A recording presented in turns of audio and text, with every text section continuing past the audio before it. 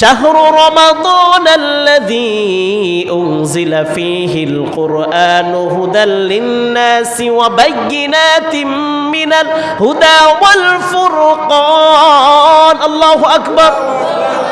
فمن شهد منكم الشهر فليصم ومن كان مريضا أو على سفر فعدة من أيام أخر।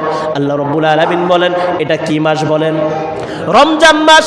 এই মাসে তোমাদেরকে এই মাসে সৎপথ প্রদর্শন ও হেদায়েতের জন্য কোরআনুল কারীমকে সত্য মিথ্যা নির্ণয়ের জন্য এই মাসে আল্লাহ রাব্বুল আলামিন কোরআনুল কারীমকে নাজিল করেছেন। সুবহানাল্লাহ পড়ি।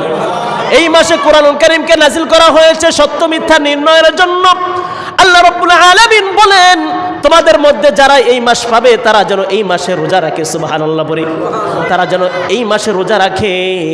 আর তোমাদের মধ্যে যদি এমন কেউ থাকে রোগাগ্রস্ত থাকে, কঠিন রোগাক্রান্ত থাকে, সে যদি রোগে এমন আক্রান্ত থাকে সে যেন পরবর্তীতে সে রোজার কাজা করে নেয়। সুবহানাল্লাহ পড়ি।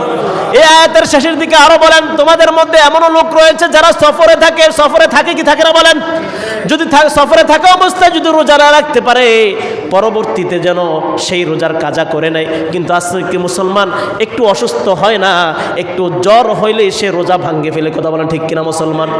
একটু জ্বর হইলে রোজা ভেঙে ফেলে। রোজার যে গুরুত্ব ছিল তার মধ্যে সেই গুরুত্ব নাই।